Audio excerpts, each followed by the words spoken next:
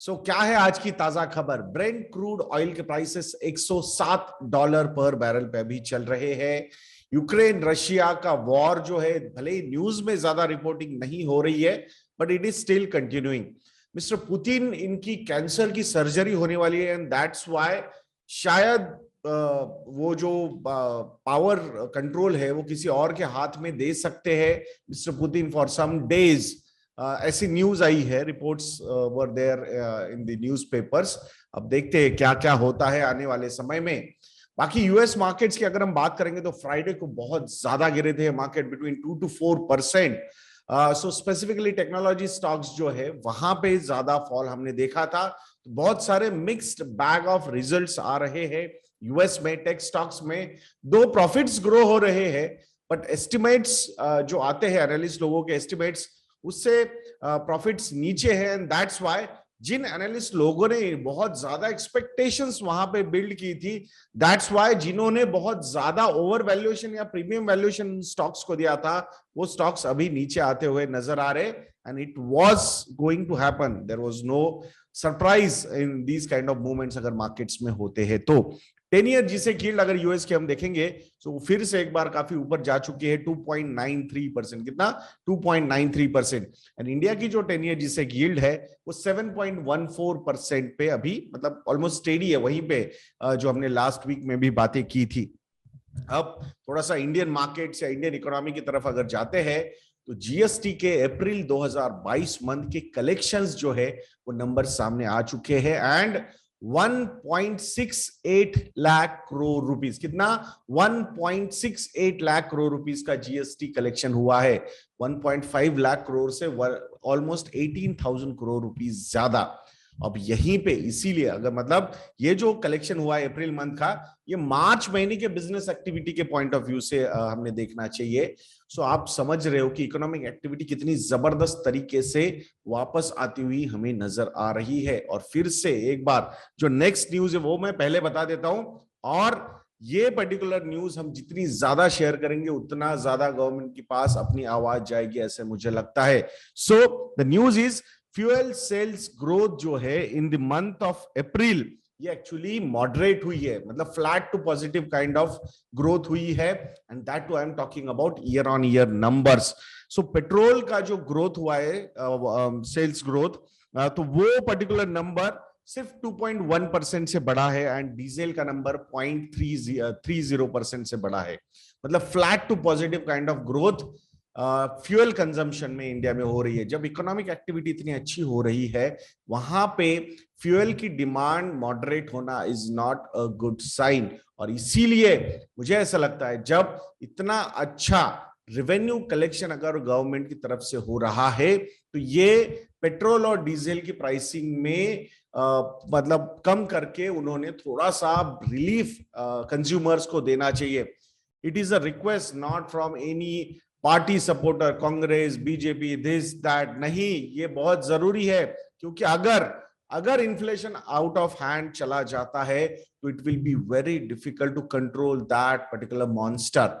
और इसीलिए यहां पे जितना ज्यादा अगर हम रिलीफ दे पाएंगे उतना देना चाहिए। टैक्स रेवेन्यू कलेक्शंस काफी अच्छे हैं, वहां पे थोड़े बहुत टैक्स रेवेन्यू कलेक्शन मॉडरेट भी हो गए तो कोई फर्क नहीं पड़ेगा। बिकॉज यहां पे अगर डिमांड डेंट हो जाती है, वो कंजम्पशन का जो कॉन्फिडेंस है वो अगर यहां पे डेंट हो जाता है तो then it will have very bad cascading effects. और इसीलिए फिर से एक बार रिक्वेस्ट, जितनी ज्यादा अगर आप ये वीडियो शेयर करोगे उतनी ज्यादा पहुंचेगी वो गवर्नमेंट के पास। और ये बहुत ही लॉजिकली और प्रैक्टिकली यहाँ पे हम बात कर रहे हैं, यहाँ पे कोई क्रिटिक लाने की हमें जरूरत नहीं है। This is a logical demand which we should put forward in front of the government. और गवर्नमेंट के जो सूत्र है या फिर गवर्नमेंट के एट हेल्म जो लोग हैं वहां तक ये न्यूज पहुंचनी ही चाहिए, ये व्यू हमारा पहुंचना चाहिए, ये डिमांड हमारी पहुंचनी चाहिए। सो ये मेरा रिक्वेस्ट रहेगा आप लोगों को। अब और एक अच्छी पॉजिटिव न्यूज अगर हम देखते हैं specifically economy point of view से ही, तो यूपीआई के जो ट्रांजैक्शन है अप्रैल 2022 इस मंथ में, नंबर ऑफ ट्रांजैक्शन की पहले मैं बात करूंगा, नंबर है ये, रुपीज नहीं, ये नंबर है। और नंबर ऑफ ट्रांजैक्शन यूपीआई पे हुए हैं 558 crore.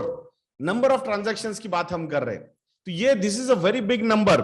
And amount of transaction की अगर हम बात करेंगे तो रुपीज 9.83 लाख करोड़।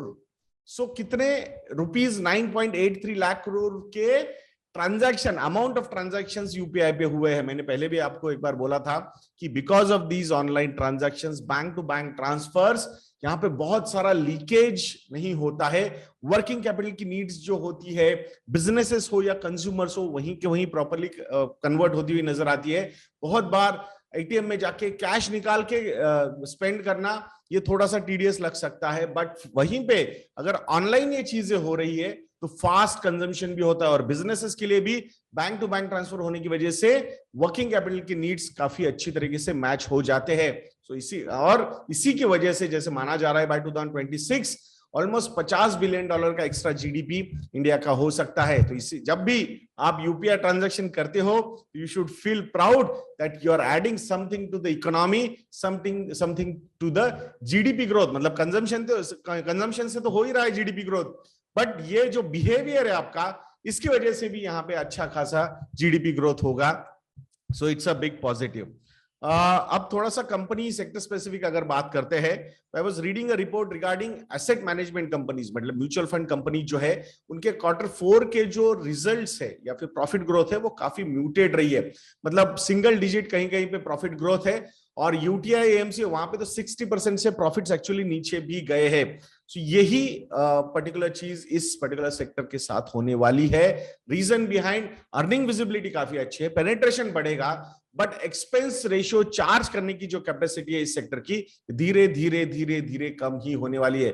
तो उसी लेवल पे ये मतलब प्रॉफिट्स रहेंगे, एंड हो सकता है आने वाले समय में जब इनके वैल्यूएशंस और ज्यादा रैशनल हो जाएंगे, so this particular sector will act as a dividend play. So यहाँ पे डिविडेंड अच्छा आएगा, बट शायद कैपिटल गेन्स इतने ज्यादा यहाँ पे नहीं होंगे। ये मेरा पर्सनल व्यू है, देखते हैं लेट्स सी क्या होता है। बाकी टाटा मोटर्स ये जो कंपनी है, शायद इसकी एंट्री या फिर री एंट्री हम बोल सकते हैं सेंसेक्स इस इंडेक्स में हो सकती है। रीबैलेंसिंग जो है वो ड्यू है 17 जून को, ये रीबैलेंसिंग इफेक्टिव होगी, बट उसका जो डिटेल्स है उससे पहले ही आ जाएंगे शायद। तो वहां पे टाटा मोटर्स की एंट्री सेंसेक्स में हो सकती है, और डॉक्टर रेड्डीज ये स्टॉक जो है वो शायद सेंसेक्स से बाहर जा सकता है। सो देखते हैं अगर वहां पे एंट्री हो जाती है, सो मोर देन 1100 करोड़ रुपीस के इनफ्लोज हम टाटा मोटर्स में देख सकते हैं पैसिव फ्लो के पॉइंट ऑफ व्यू से। इस पे एक छोटा सा वीडियो में बनाऊंगा 3-4 मिनट का, सो आज उसको रिलीज करूंगा पक्का। बाकी एलआईसी का आईपीओ ओपन हो रहा है एंकर इन्वेस्टर्स के लिए, और शायद 2 दिन में पब्लिक के लिए भी ओपन हो जाएगा, और बहुत सारे नए डीमैट अकाउंट्स ओपन होने के चांसेस यहाँ पे है। ऑलमोस्ट मतलब ऐसा माना जा रहा है कि मिलियंस यानी कि इन लैक्स ऑफ अकाउंट्स शायद यहाँ पे ओपन हो सकते हैं। 3 से 4 मिलियन नए अकाउंट्स ओपन करने के इन अ वे टारगेट बहुत सारे ये डिस्काउंट ब्रोकिंग हाउसेस कंपनीज ने लिए हुए हैं, वो उस तरीके से पुश भी वहां पे हो रहा है। So number of demat accounts जो है इंडिया में वो है 8.97 करोड़। कितने? 8.97 करोड़, मतलब 8 crore 97 lakh. But last financial year, that is FY22, नए नंबर ऑफ जो डीमैट अकाउंट्स ओपन हुए हैं वो है 3 करोड़ 46 लाख। 3.46 करोड़ नए अकाउंट्स ओपन हुए हैं इन लास्ट फाइनेंशियल ईयर। एक रिवॉल्यूशन कैपिटल मार्केट में हो रहा है। बहुत सारे लोग बहुत सारी गलतियां करने वाले हैं इस मार्केट में, but that's how people learn.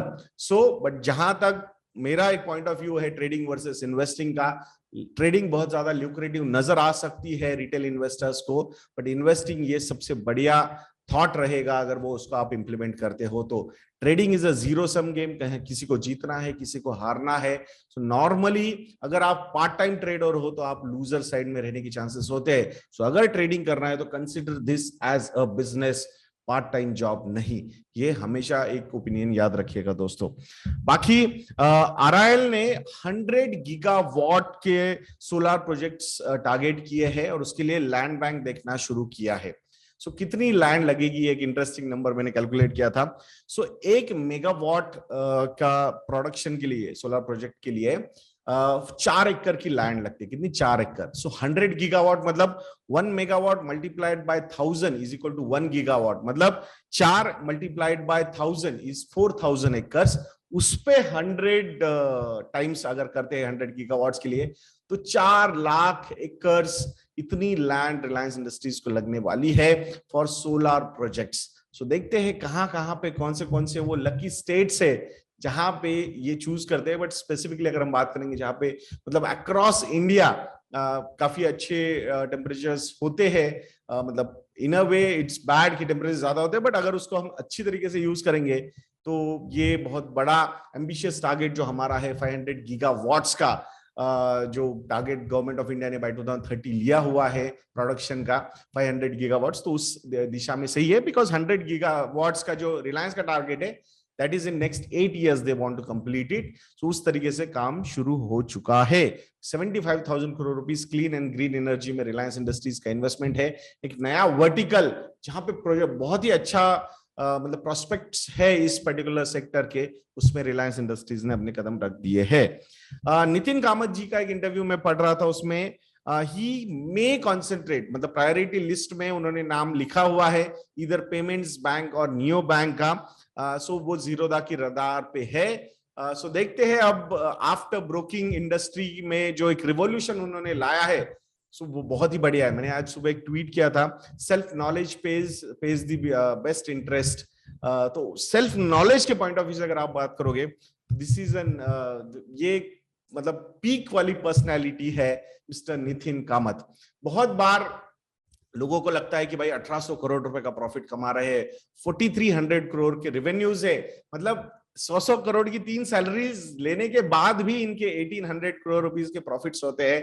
तो कितना जबरदस्त तरीके से टेक्नोलॉजी का यूसेज करके ये बिजनेस कर रहे हैं। And so humble this guys. Again I do not have any partnership, anything, कोई पेड प्रमोशन कुछ नहीं, जीरोधा के साथ कुछ नहीं है हमारा। But this personality always amazes me. The clarity he has, जो बिजनेस माना जाता है, मतलब घोल के पीना जो होता है बिजनेस को, ब्रोकिंग इंडस्ट्री वगैरह के, तो वो ये बंदा है, मुझे ऐसा लगता है। This is a person which needs to be followed.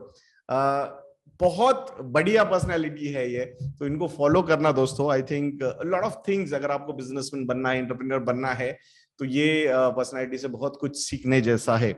Next news is regarding IT industry. So IT industry के जो मेजर प्लेयर्स है, उनके जो मार्जिन्स डिक्रीज हुए हैं स्पेसिफिकली इन लास्ट 4 क्वार्टर्स, वो फ्रॉम 2% टू 4%।